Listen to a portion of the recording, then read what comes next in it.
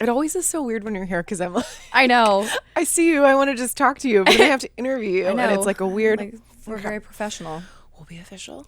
This is amazing, first of all. Not to hijack the interview, but I remember when you told me about this space being built out and like you having this upgrade.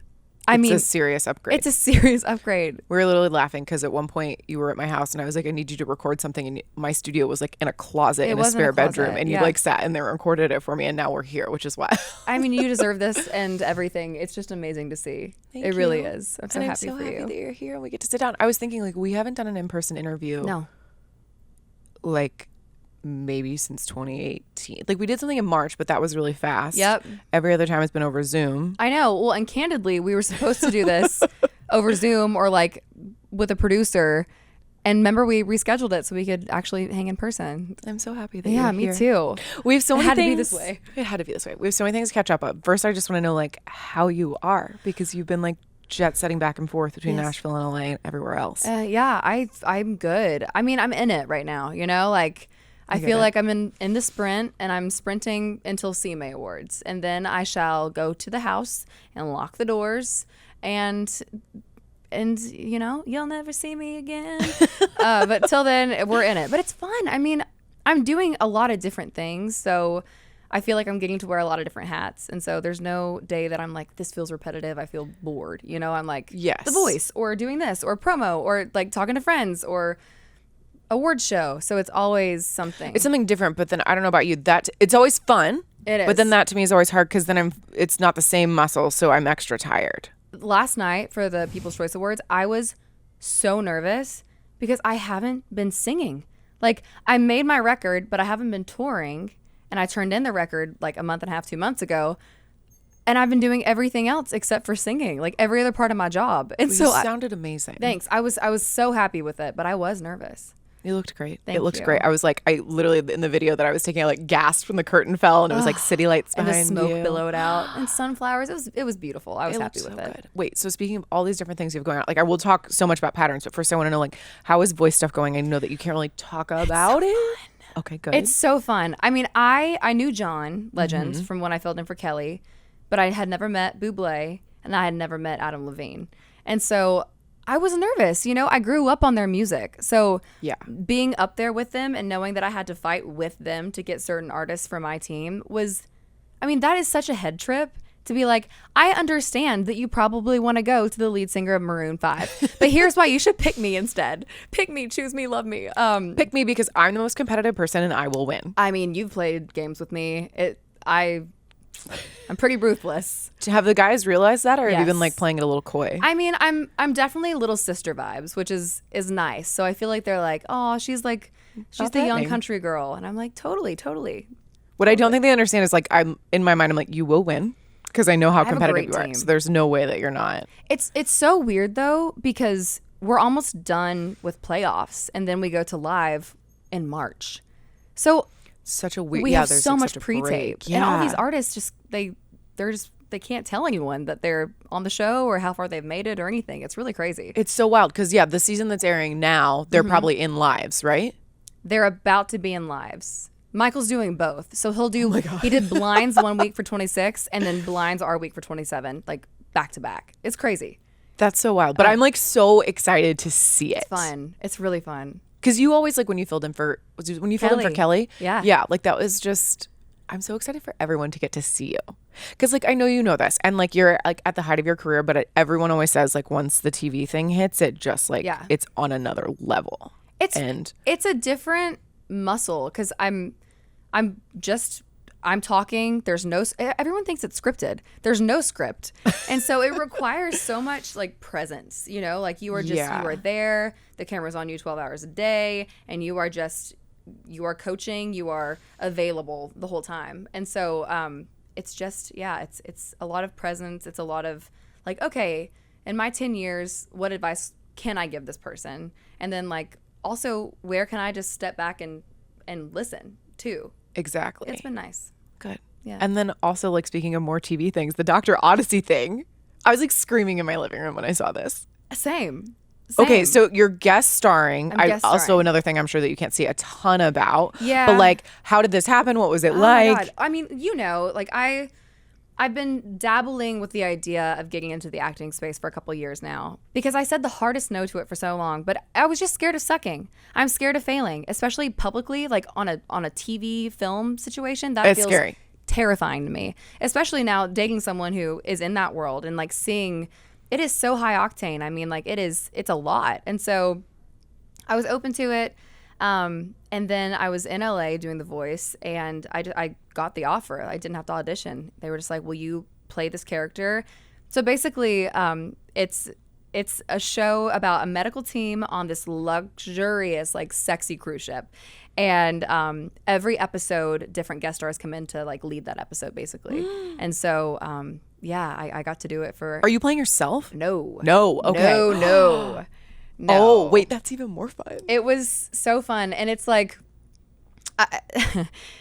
quite literally, I am screaming, crying, or throwing up the entire hour. The entire hour. Like day one, my first scene is just me vomiting over and over and over again. So it was fun. It was an experience, and wow. I will do it again if I can. That was gonna be my next question. For Wait, this is great. And you mentioned like dating Chase, and like it's obviously like it feels. I'm sure like more nerve-wracking when you're dating someone in that world. Was he like helpful as far as like? I mean, it's hard to be helpful in that. Yeah, I'm sure he was.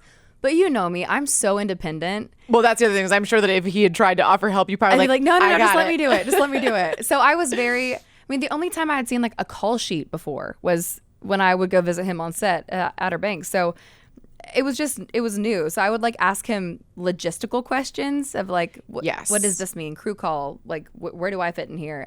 But as far as like helping me, I was like, I want to do it on my own and then show you, you know? Exactly. Has he seen it? Were you nervous to show him? I recorded the screens a lot, and so I like showed him clips and stuff. But I haven't seen the episode. Oh my God. Yeah, I'm nervous. This is gonna be so fun when this happens. Let's have a watch party. I want to. You want to? Yes. Okay. That'd be fun. It's gonna be so fun. And speaking of Chase, how is he? He's good. Yeah? He's good. I'm loving his short due right now. I know. Me too. It's such a fun chapter for us because like he just put out a movie. He's about to put out Outer Banks. I'm putting out the record. Like it's just like very fruitful for both of us in our careers right now. But two things can be true, and like we also have some real life stuff like really grounding us, you know, with Dibs. And so it's like, I mean, I adore him so much, and like, you know, I'll go to work and he'll take Dibs to chemo or vice versa, and it's just like very much so like a very grounding thing in the middle of all of the chaos of our careers right now. Yeah, it is. How is Dibby doing? He's okay. He's okay. I mean, he's home, which is like the most important thing for me. The doctors here are great. He's in chemo, and he's happy. He doesn't know he's sick. Good. How are you doing with it? That's been like my bigger concern. It's fine. I'm okay. Yeah. Like it's hard, and anybody who's like been through this knows this. I like, know. It's just brutal. It's a lot. Okay. Babies. Okay. Okay. Deep breath. Yes. We'll take a beat. Let's talk about patterns. Oh, patterns. Yay. Okay. Patterns.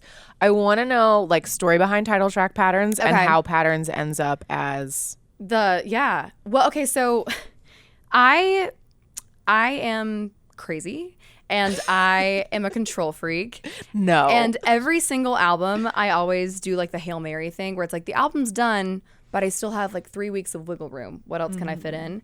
And so we added like 5 songs in like the very last home stretch. And Patterns was one of those. The album was called Did You Make It Home? And then we wrote Patterns.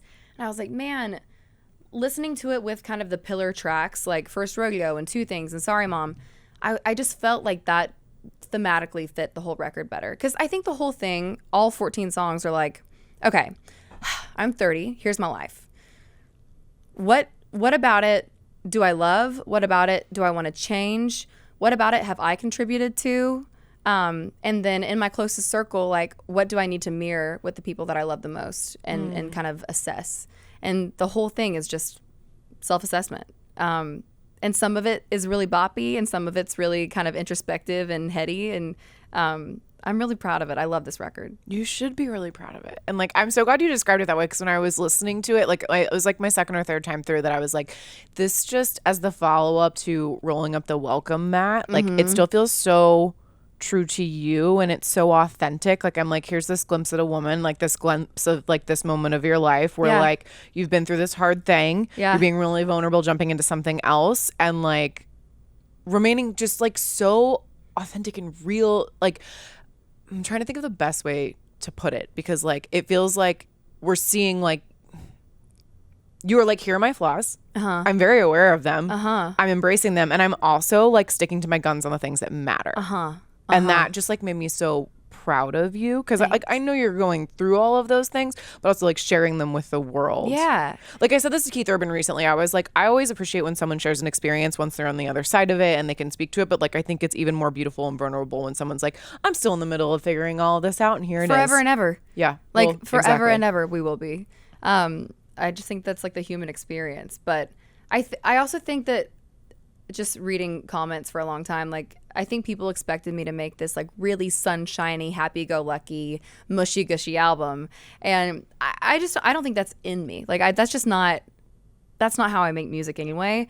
But I really wanted to make sure that I kept that honesty that I found in Welcome Mat, because that worked. I mean, more than anything else I've ever put out. And so I was like, man, okay, obviously very different phase in my life, but how do I keep that just like, I don't know, just really, really bare bones of the good and the bad, and how do I pivot that into my life right now? And I feel like we did that, and I'm proud of that. And there is love throughout the whole thing, whether it's love, like self-love, love to my mother, love to my friends, love to Chase, but it's like the nuance of it. It's like the grit of it. The whole album to me is like two things can be true.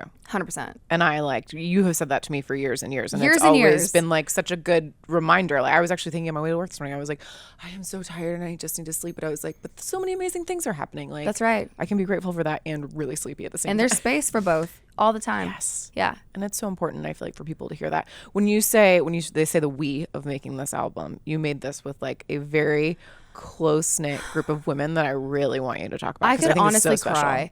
I didn't know where to start after Welcome Mat. I was I'm sure. Because I didn't make that album to be what it became, and I'm so grateful, but I was like, what do I do now? Like how do I make a record to follow this up? I don't know. And so I took a retreat, and I just asked my friends that I felt safe with, that happened to be stupidly talented. So Elisa Vanderheim, Jessie Jo Dillon, Karen Fairchild, and Hillary Lindsay. We all went to this beautiful house in St. Louis. And I just knew if there was a way to like dip my toe in, it was there. And if we didn't get anything, that was also okay. Because like we would have like sisterhood time. Yeah, we just spend time with the girls. Yeah. Every day of the week. And we wrote 2 things, Sorry Mom and Baggage, on that trip. And I was like, I think I'm just going to lock the door. I was like, will you guys make this record with me? Can we think tank it? And the whole record is like, some of it's the 5 of us, some of it's just me and Elisa, some of it's me, Elisa, JJ.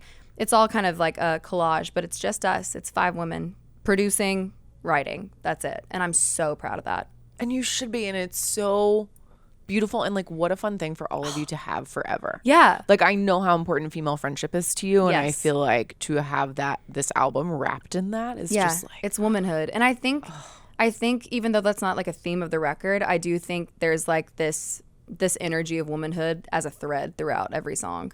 From that. No, I feel that. What are you most excited for people to hear? What are you most nervous for people to hear? Oh my gosh. I think I'm most excited.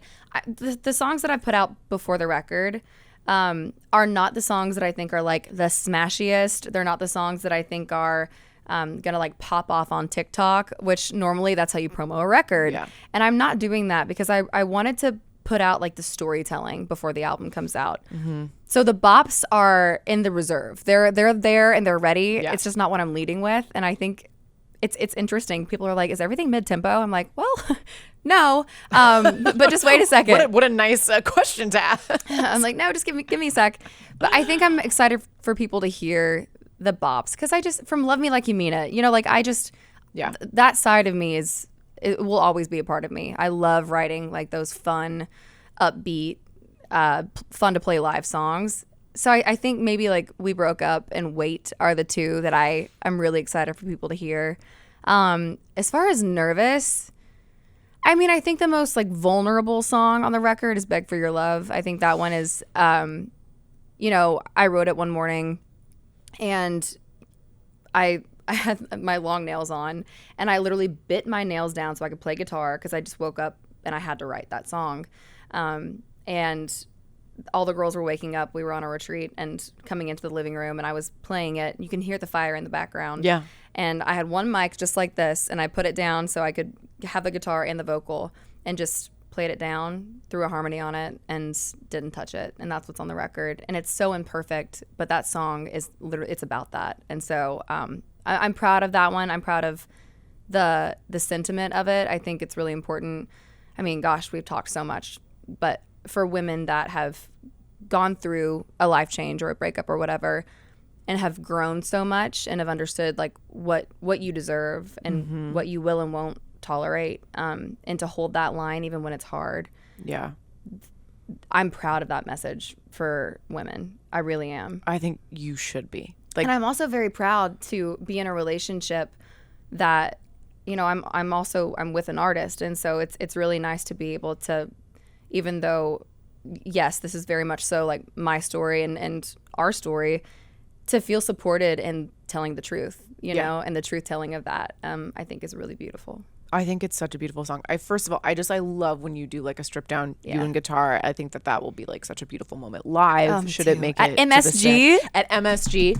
But I also like when I listen to that, because you and I have talked a lot about this, like that is a really important message for women to hear, because I feel like, you know, after going through like something like a heartache, the thing that you feel most nervous about after you've done some healing is like seeing that in action. And like that's what I mean, like sticking to your guns, being no, I have been through this and I'm actually not gonna make the same mistake again. That's right.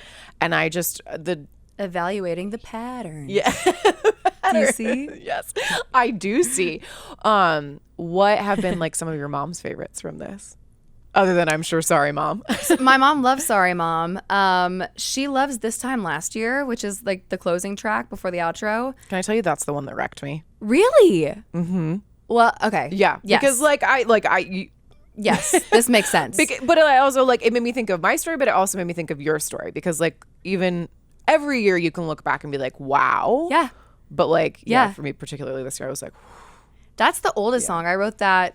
It was about this time 2 years ago by the time the album comes out. And it was track one for the longest time. Now it's the closing track. Because I do feel like after you go through the roller coaster of the whole record, it's like, we made it. It was messy. But look at us now. Look at me now. We're good. Like, look at that tangible growth, you know? But that, she loves that one. Because I think she also has walked my whole life with me, you know? Yes. So I think watching me from her perspective grow up and grow out of some patterns and habits has been good. It's been so good. I also wanted to talk about, because I feel like people probably don't realize this on the outside, but a lot of times an artist can turn in an album, they walk away, they're done. There's like an entire marketing team that handles everything for them, but you are in every single detail. Talk about like why that's important with you and like some of the little details that you were like, no, this has to be this way. Well, I'm really particular, but it's because I care, you know? Like I care about all of it, not just the songwriting, even though I think I kid glove that the most, but like how it's presented and where it's presented and how it's communicated, how it looks, everything. Like it's all like a part of the art to me, and that's fun. That's like playtime, you know? It's so fun. I will say it was not my idea to do Madison Square Garden. And when it was pitched to me, I was like, okay, I haven't toured this year. I've only headlined one other arena. We're going to put this on sale for an album that's not even out yet.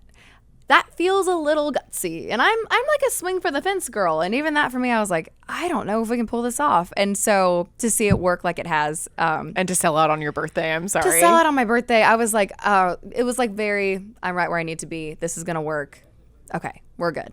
I love those like moments from kismet. The universe, like Fully. that are just like you're like I'm exactly where I'm supposed to be. Yep. And I am so happy. Like I'm so excited to see that show. Oh my and God. I think it's gonna be so fun. What are you? I know that like there's no tour announcement yet. Eventually there'll be a tour for this album, but like what are you already visualizing in your head as like moments of the show? Well, I mean, it's my first arena tour. So it's like, I remember when I signed my record deal, I was like 19 or 20, and Gordon Kerr, he was like, what's your dream? What's your goal? And I just said, I want to come up on a hydraulic lift in an arena. And I was so dead serious. And I think what that meant is like, I just grew up going to arena shows, whether it was Knoxville or here in Nashville. And that moment to me is always just so powerful, where you like break that fourth wall and like you just get in that room and you're all together and it's like a little love fest, and I've always wanted to do that. And so we're going all out with like production and content, and it's a lot. I'm very over budget. Very over budget. That's so everyone's real mad at me. For you. I know. I have never guessed. I also want to make sure we talk about the single, because I actually don't know like the story behind like how Noah got involved with this. Like, and what a little like he is an angel. He is an angel human. You always hope when you meet people that you're a fan of that they're lovely. He's like he's like on the farthest end of that. Like, he's the most lovely. I met him at the Grammys, and I was just like, I never shy away from being a fangirl. If I love someone, everyone knows it. I'm very loud about it. And I really wanted to meet him. I just went up to him and I was like, man, I love your record, Stick Season. It's amazing. And he was like, I love Peter Pan. How long ago did you put that out? And I was like, oh my God, you know me. I was like, maybe like 8 years ago. He was like, I heard that hook and I thought, man, I wish I would have thought of that. And so we just had this like songwriting synergy immediately. And a couple months later, I knew Cowboys was like a contender to release as a single. And I just thought it would be more impactful if the idea of toxic masculinity was covered by a woman and a man. Yes. And so I shot my shot. I just texted it to him. I was like, if this resonates, let's talk about it. If not, you're busy and we're friends and it's all good. And he immediately was just like, I so resonate with this and I would love to write the verse. So he added so much to it, so much. I was gonna say, like, how did like initial ideas start and like writing that with girls? I mean, so I started it on my back porch alone last October. And then he wrote his verse. I sent him the track with an open verse. He wrote it, and then we got in the studio in Nashville, and he just sang it down word for word. Oh my God. Unreal. So good. We haven't done it live. I'm dying to do it live. Is he gonna? Yeah. Okay. Yeah. Well, I don't have to ask. Yeah. No. I'm so happy for you. Thank you. I love this album. Thank you. I can't wait for you to be home. I know. After you're dying to be home. After CMAs. I know everyone in Nashville is in a dead sprint to like CMAs and feel chart that. freeze. What are you looking forward to like once you're home? I know you said like lock the door. Lock the door. I mean, I just want time with like core team, and especially with Dibs right now. So yeah, I just want to be home. I want to put up a Christmas tree obscenely early. Yeah, I'm like looking at like November 1st. Yeah, just like way too early. I want to have game nights. I want to cook. I just want to be in it. I can't not talk about you cooking because like you're someone who could like barely make a bag of popcorn when I first met you, and now you're like in the making kitchen. These steaks. Like I would never even attempt to make steak, Katie. it is right. Like what switched?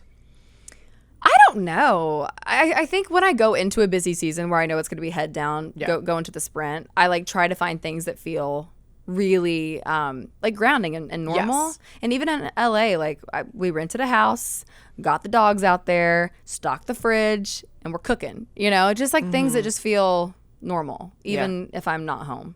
So yeah, I'll make you a really good Jimmy Tree steak. Really good. Or spicy rigatoni. I've nailed it. It will burn your tongue. I remember like watching you try to cook before, and you'd be like, I know, I can't even. You didn't know what to do with your hand. Like, and I just, when I see you now, I'm so proud of you. Oh, I feel like I'm 31. It was time. Okay. Master Chef. Ballerini. Ballerini. Perfect album. Thank you. I love you so much. Thank you so much for coming and doing this. I'm just so happy to see your face. Okay. Well, after CMAs, game night, pasta, steak, we'll do all the movies, things. Sweatpants, dogs, all the things. Okay.